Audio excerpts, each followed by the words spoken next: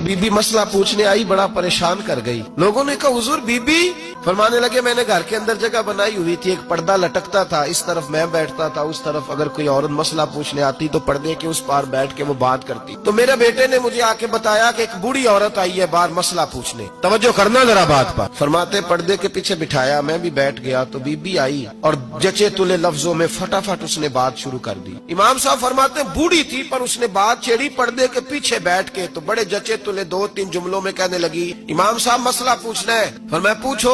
कहते मैं बड़ा तैयार था और मैं अल्लाह ने बड़ा इल्म से उन्हें नवाजा था, कहते मैं परेशान कभी नहीं हुआ था, लेकिन ये बीबी परेशान कर गई। फरमाते हैं मैंने कहा बीबी पूछो। कहने लगी हुजूर मैं मेहनत की कमाई से रोटी खाती हूँ, चरखा रखा हुआ है, सूत काट के उसकी कमाई खाती हूँ, सारा दिन मजदूरी करती हूँ, कभी कभी काम रह जाता है तो 14वीं के चांद की रोशनी में छत पे बैठ जाती हूँ, तो चरखा काटती हूँ। बादशाह का लश्कर मेरे करीब से कभी कभी गुजरता है, उनके पास बड़ी बड़ी लालटेनें, बड़े बड़े उनके पास रोशनी के बंदोबस्त होते, लश्कर बादशाह का गुजरता है तो बहुत बड़ा लश्कर होता है, कई किलोमीटर तक वो गुजरता जाता है, तो कई दफा अचानक उसकी रोशनी भी मेरे चरखे पे पड़ जाती है।